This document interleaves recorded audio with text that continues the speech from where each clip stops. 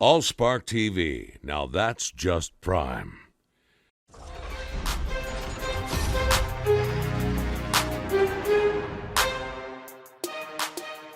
Hello, what's up? I'm Brian here doing another video for you guys, and this time I'm opening the Transformers Generations Selects Ramjet. This is the Generations 2 version of the character, and this is the figure that I was really excited for because I don't have any of the Coneheads until now, so that's pretty good. Yeah, I ordered the Ramjet and Dirge 2-pack, but they never arrived. Thrust pretty much didn't exist out here, which was unfortunate because that's my favorite Seeker. And I was really into the Sandstorm, but unfortunately I missed out on that. So, yeah, at least I got this, so I shouldn't really complain too much. And, yeah, it's the typical packaging for these things. It's a little bigger than a deluxe. Let's go ahead and open it, shall we? I've already cut the little sticker thing, and there is the Ramjet figure itself. It looks absolutely gorgeous in black, purple, and cyan. And of course, there's a plane flying above me, so you might hear that in the background. Isn't that fun and great? Amazing content. That is a loud-ass plane. Anyways, there's the Seeker itself. And there is the instructions.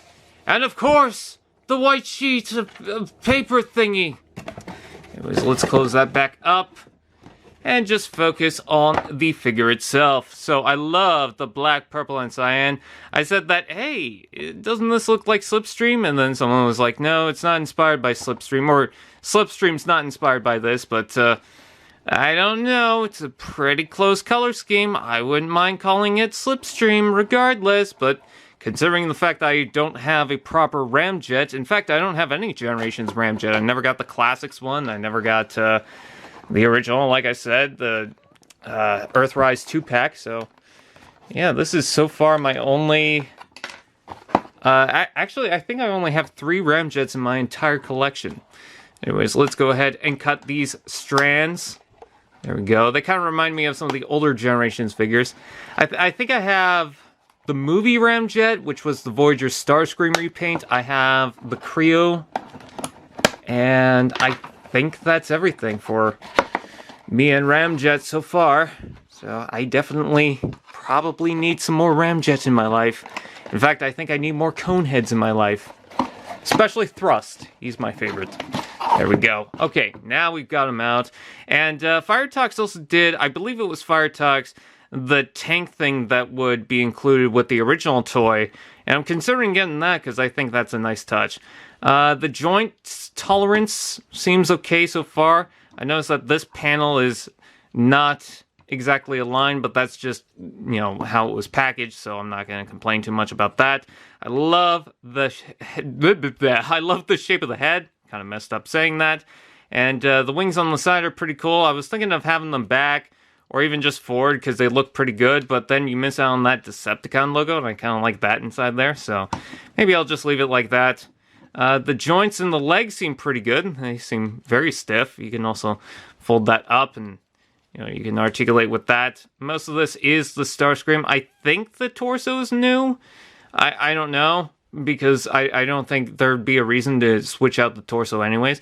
Also, Starscream so far is my only Earthrise mold of the Seekers so far. Everything else I have is Siege. So, anyways, we've got Null Rays, which are gorgeously painted with the purple and black. Yes, that's very nice. And they plug in really well. This one a little too tight, but still, that is a nice looking Seeker. Let's get some of the light on there. Yeah, I really like how that came out. It's got this kind of goldish color for the eyes. That's pretty cool because there's no other gold that I'm finding on this toy. Yeah, it just looks really good. I love the color scheme of this. Alright, instruction time. Let's go ahead and see how we do the thing for this guy, because I'm curious. I don't know if there's anything to change with this toy, with the wings, so I'm gonna look at the instructions for this, but I'm pretty sure the transformation on this guy is typical. I'm not sure how the crotch piece is positioned. It might be something different. Oh, look at that, a purple thing. That doesn't look awkward. Anyways, let's go ahead and start the transformation. So we bring up the arms, and then we do the typical thing for the arms. This is just generic stuff. I heard that this was... Okay, it's not hard to open. Huh. Let's see, bring this up, and it's kind of tricky with the little tab right here to get that aligned. But that was a typical thing with the Starscream, so it's just sometimes you forget that that piece exists, and you have to shove that through the hole right here. Let's see, okay, got that in there, and plug that there. Alright, so now we have that. We're going to somehow open the chest, which is painted over for some reason. That's going to be a disaster. Let's see. Trying to remember how I do this exactly. Okay, I got one side out, and then try to get the other side out, and then open that up. There we go. And let's see. We bring up the nose cone. That just goes right over the regular head. Yes, I know. Oh, the nose cone isn't part of the head. Yeah, I kind of get it with the fact that it's a Starscream remold. I'm not too upset by that. Plus, also, look at how big the nose cone is. That looked really awkward. Let's see. Okay, fold these in like so.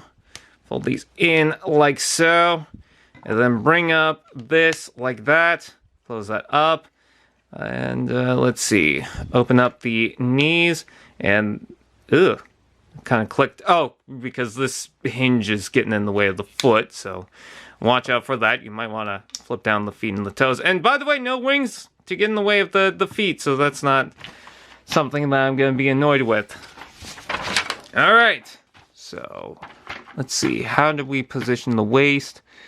It seems like we just leave it alone. Okay, and then bring this up, because I could have sworn you have to flip it up and then put the kneecaps in for the Starscream, but it seems like you don't need to do that for this mold.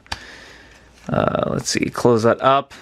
Come on, you can do it. There we go, close that up. And then bring these in, like so. That was a little tight. Not sure about that. And yes, it does leave a little lip of plastic there that looks a little awkward, but I don't know what you could do about it. And then bring these in, and they will kind of lock into place. It's kind of tricky because you got that little tab right there. It was probably easier to rotate it completely around rather than do this. So I'm going to try that. Yes. Bring this around somehow. Can we even do that? There we go. And then bring that into there. Okay, yeah, that makes things a hell of a lot easier. There we go. And then collapse the legs in. Close that up. Bring down the wings. Flip these in. And there is the Ramjet in the alt mode. I gotta admit the wings look a little awkward because they just look so thin with the body.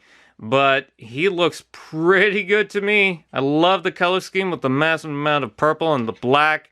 Just looks really cool. And, of course, we could plug in the null rays. We can plug it in different areas. You could plug it on the side of the legs, which that looks really good.